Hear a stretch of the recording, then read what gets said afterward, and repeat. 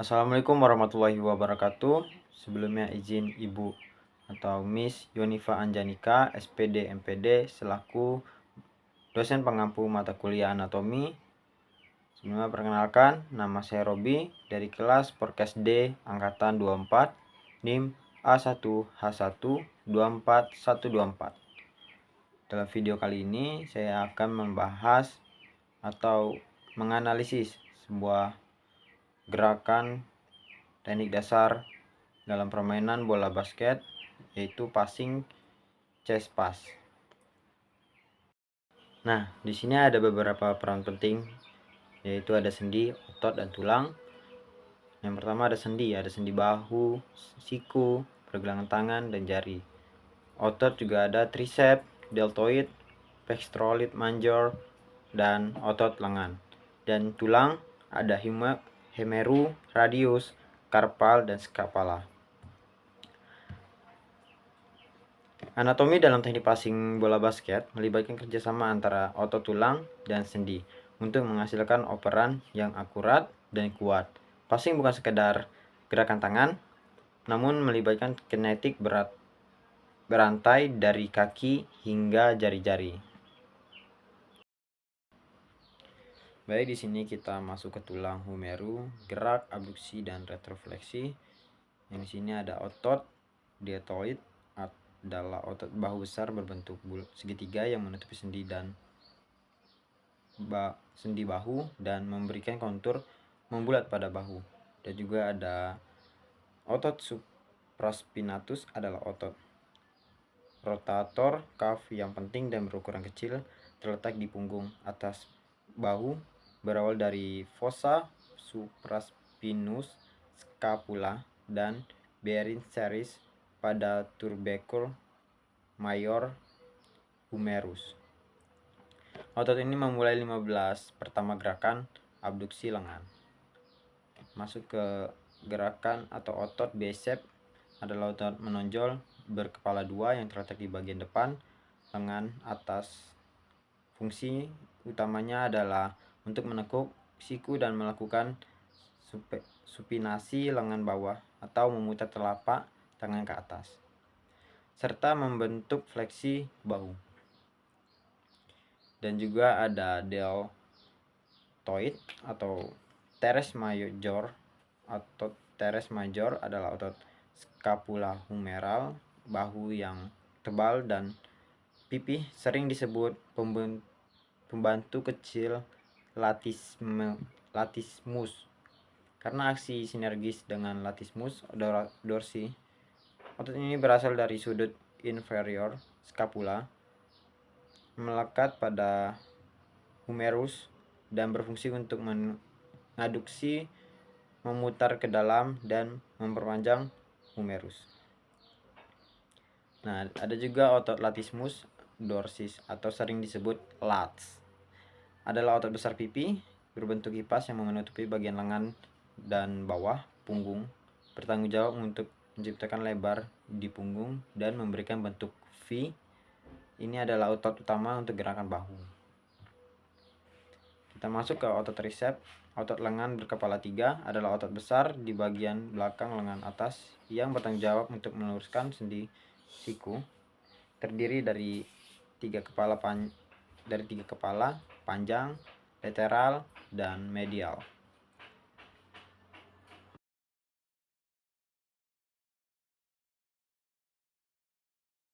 Nah, dan ada juga otot atau tulang penopang utama tubuh manusia yang terdiri dari 33 ruas tulang. Itu ada clauma vertebralis atau tulang belakang yang jadi penopang tubuh utama kita untuk beraktivitas, yang tersusun memanjang dari leher hingga ekor, berfungsi melindungi sumsum tulang belakang, menyongkong berat tubuh, dan memberikan fleksibilitas untuk bergerak seperti normal.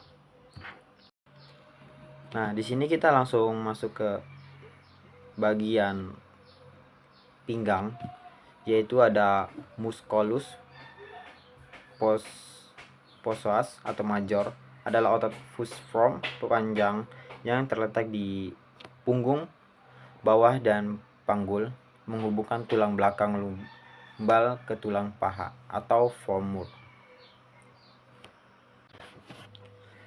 Nah, di sini ada juga otot articulation coxae atau sendi panggul, adalah sendi bola dan songket sinovial yang menghubungkan kepala tulang paha atau caput femoris dengan bulum pada tulang panggul, atau bisa disebut os sociae, yang berfungsi menopang berat badan dan memungkinkan berbagai gerak kaki atau fleksi, ekstensi, abduksi,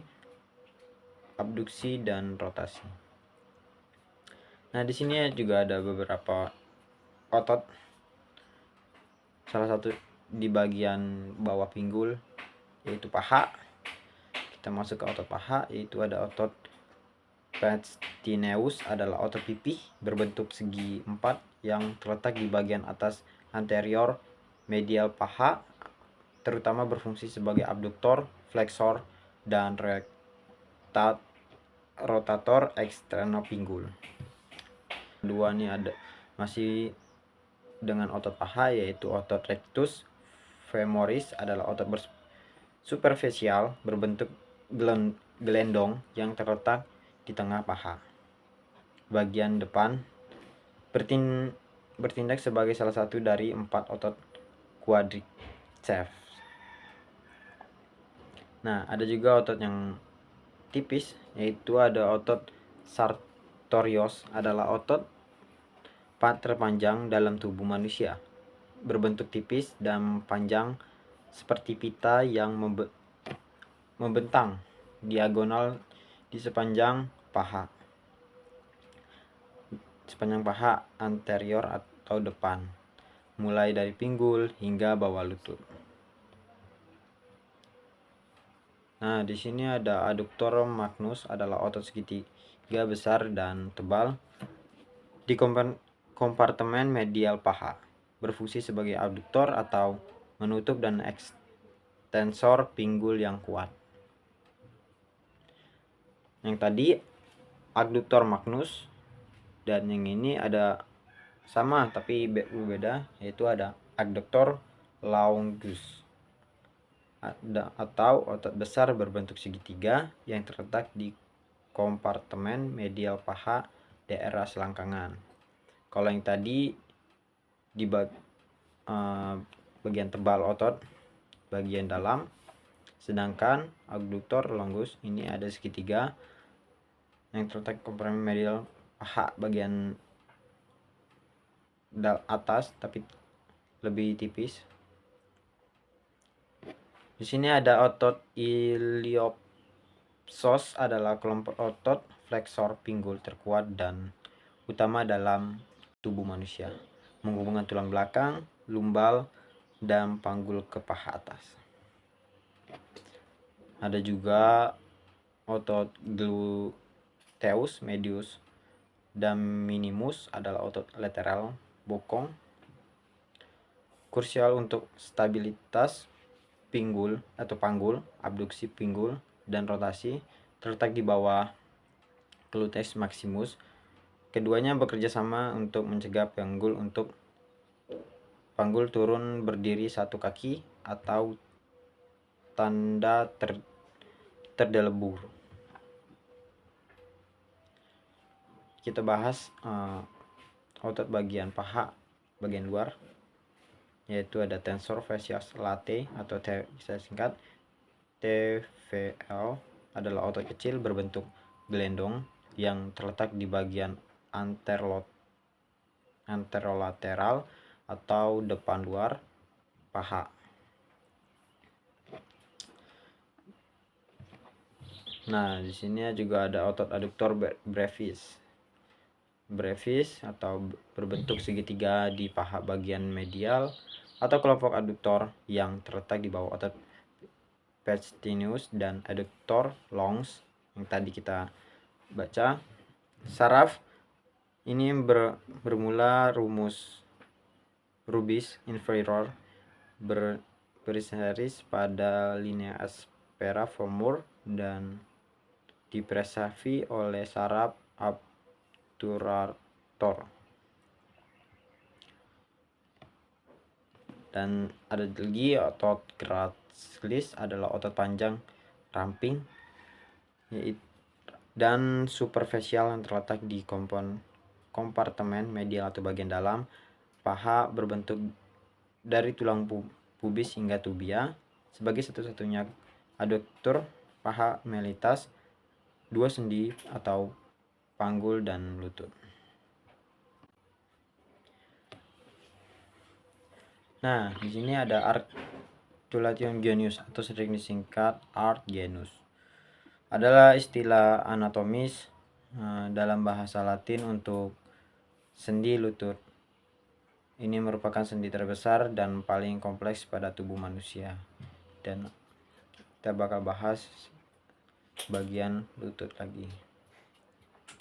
Di sini ada otot popliteus atau popliteus adalah otot kecil pipi berbentuk segitiga yang terletak jauh di belakang sendi lutut, membentuk dasar fossa popltea. Ia bertindak sebagai penstabil utama. Dan juga ada otot semimembran ranosus adalah otot yang lebar di pipi yang terletak di kompartemen posteromedial atau belakang dalam paha. Bagian paha bertindak sebagai salah satu dari 3 otot hamstring utama. Ada juga otot gastrocnemius adalah otot besar superficial berkepala 2 yang terletak di bagian belakang atau betis. Otot semitendinous adalah salah satu dari 3 otot hamstring utama di bagian belakang paha yang terletak di antara biceps femoris dan semimembranosus. Otot bersupermesial ini berperan krusial dalam lutut meluruskan pinggul. Nah, di sini juga ada otot biceps atau femoris adalah otot berkepala 2 yang terletak di bagian posterior atau belakang paha, berperan sebagai bagian penting dari kelompok otot hamstring. Gerakan ekstensinya adalah gerakan meluruskan atau membesar sudut antara 2 tulang bagian tubuh yang merupakan kembalikan dari gerakan fleksi atau menekuk. Di sini juga ada otot tensor fasciolate atau TFL, adalah otot kecil berbentuk gelondongan yang terletak di bagian atas paha lateral, membentang dari kristal iliaca anterior hingga pita iliotibial.